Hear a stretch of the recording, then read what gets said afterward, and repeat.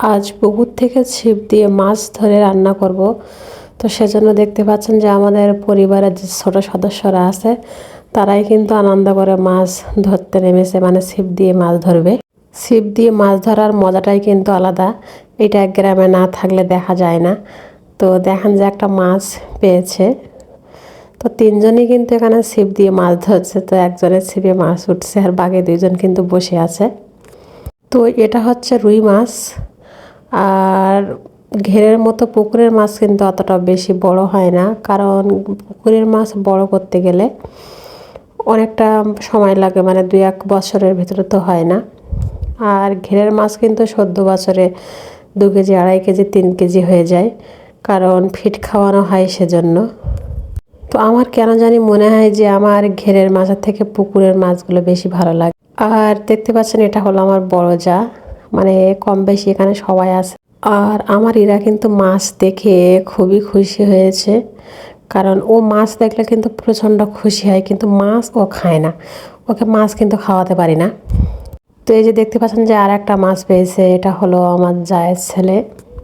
তো সব কিন্তু এখানে রুই মাছই উঠতেছে আর মাছ নিয়ে খেলা করছিল হীরার দিকে। তো যাই হোক, এই যে মাছটা দেখেন, ছিপ দিয়ে মাছ ধরার মজাই আলাদা। যদি মানে মাছ ওঠে তখন কিন্তু ভালোই লাগে, মনে হয় যে বারবার মাছ ধরি। তো যাই হোক, আমার এখানে কিন্তু 4টে মাছ ধরা হয়ে গেছে, সেজন্য ভাবছি যে আজকে আর মাছ ধরবো না, পুকুরের মাছ যেহেতু, লাগলে আবার এভাবে টাটকা মেরেই খেয়ে নেব। ইরার বাবা চাইছিল যে ঘের থেকে মাছ মেরে নিয়ে আসতে। তো আমি বলছিলাম যে ঘের থেকে মাছ নিয়ে আসতে হবে না, কারণ ফিট খাওয়া মাছ খুব একটা ভালো লাগে না, সেজন্য উনি আর মাছ নিয়ে আসেনি। তো আমি ভাবলাম দেখা যাক যে ভাগ্যে আজকে কি মাছ আছে। তো ছিপ দিয়ে যে মাছই উঠবে সে মাছ দিয়ে রান্না করব দুপুরে। তো আমার ইরা দেখেন যে অবাক হয়ে মাছগুলো দেখতেছে, কারণ ওনার কিন্তু এগুলো দেখতে খুবই ভালো লাগে। আর ঈদের সময় সবাই যখন একসাথে হয়, তো একসাথে হয়ে মাছ মারা বা আনন্দ করা, এর কিন্তু মজাই আলাদা। তো বাচ্চারা কিন্তু আজ মজা করেই মাছগুলো মারছিল, ওদেরও খুব ভালো লাগছিল। আর এখানে যে 4টে মাছ পেয়েছিলাম, তো এই যে দেখেন যে 4টে মাছ পেয়েছি। তো এখন কেটে বেছে নেওয়ার পালা, তো সেজন্য আমার যা মাছগুলো কেটে দিচ্ছিল আর আমি একটু ভিডিও করছিলাম ওনাকে, কারণ এর ভিতরে ইরার কিন্তু খুবই খিদে পেয়ে গেছিল। ইরা মাছ মারতে গেছিল যেহেতু, খুবই কষ্ট করেছে, তাই আমি ওকে একটু খাইয়ে নিচ্ছিলাম। কারণ আমি যাই করি না কেন, যা কাজের মধ্যেই থাকি না কেন, আমি সব সময় কিন্তু চেষ্টা করি আমার বাচ্চাকে সময় দেওয়ার, মানে ও যখন যেটা লাগে, খাওয়া দাওয়া বলেন, ঘোরাঘুরি। কারণ আমার বাচ্চা চেয়ে কিন্তু কোনো কিছুই আমার কাছে দামি না বা বড়ও না বলতে পারেন। আমি এই যে ভিডিওটা করছি বা আমার যে গ্রামের দৈনন্দিন জীবনের ভিডিওগুলো আপনাদের দেখাই, শেয়ার করি, আমি কিন্তু চাইলে হয়তো মানে আরও ভালো করার চেষ্টা করতে পারি, কিন্তু আমি আসলে চাই না যে আমার বাচ্চাকে কষ্ট দিয়ে কোনো কাজ করি। তো সেজন্য আমি ওকে ভালো রেখে, মানে যেরকম যেটুকু পারি তার মধ্যে আপনাদের দেখানোর চেষ্টা করি। তো যাই হোক, মাছগুলো কিন্তু আমার কেটে ধুয়ে পরিষ্কার করে নেওয়া হয়ে গেছে। তো এখন কিন্তু রান্না বাড়ার পালা চলবে। তো সেজন্য মাছগুলো আমি কষাবো, টাটকা মাছ যেহেতু আমরা কষিয়ে খাই, মানে অনেকেই কিন্তু ভেজে খায়। তো ইরার বাবা মানে টাটকা মাছ খুব একটা ভাজা পছন্দ করে না, মানে ওনার কষিয়ে খেতে ভালো লাগে। তো সেজন্য আমি মাছগুলো কষানোর জন্য বসিয়ে দিলাম।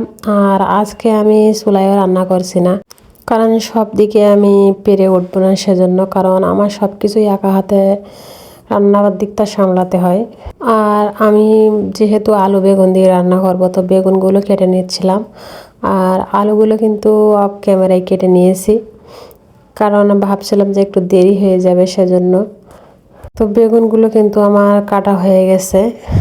তো মাছটাও আমার প্রায় কষানোর শেষ পর্যায়ে এসে গেছে, ওটা আমি নামিয়ে নেব। নামিয়ে নিয়ে কিন্তু বেগুনটা আমি মানে আলু বেগুনটা রান্না করতে দেব। তো সেজন্য পেঁয়াজটা আগে দিয়ে আমি ভাবছিলাম যে আলুগুলো দিয়ে একটু ভেজে ভেজে নিয়ে তারপরে বাকি মশলাগুলো ওর ভিতরে দিয়ে দেব, কারণ আলুটা যদি একটু ভেজে নিই তাহলে কিন্তু আমার সময়টা কম লাগবে তরকারিটা হতে। কারণ বেগুন তো বেশি সময় লাগে না, আলু একটু সিদ্ধ হতে সময় লাগবে। তো যদি একটু ভেজে নিই তা হাফ সিদ্ধ কিন্তু হয়ে যাবে, আর বাকিটা একটু ঝোল দিলেই তখন হয়ে যাবে। তো আমার তরকারিটা মাছ পর্যায়ে হয়ে এসেছে, তো তখন মাছগুলো দিয়ে দিলাম। আর মাথাগুলো কিন্তু আজকে আমি সব নিয়েছি, কারণ মাথা কিন্তু ফ্রিজে রাখলে লালাফার মতো হয়ে যায় আর ভালো লাগে না। তো সেজন্য আমি কিন্তু মাথাগুলো সব দিয়ে দিয়েছি ওর ভিতরে। আর এই যে দেখতে পাচ্ছেন কচি কচি আম কেটেছি, গাছের আম পড়ছে এখন। তো ভাবছি আম দিয়ে আজকে টক ডাল রান্না করবো, মানে আম ডাল। তো ডালটা কিন্তু আমি আগে থেকেই সিদ্ধ করে নিয়েছি তেজপাতা দিয়ে শুধু। যারা নতুন রাঁধুনি আছেন তারা আম আর ডাল কিন্তু একসাথে সিদ্ধ করতে দেবেন না, এটা দিলে কিন্তু অনেক সময় লাগে ডালটা সিদ্ধ হতে টকের জন্য। ভালো থাকবেন সবাই, আল্লাহ হাফেজ।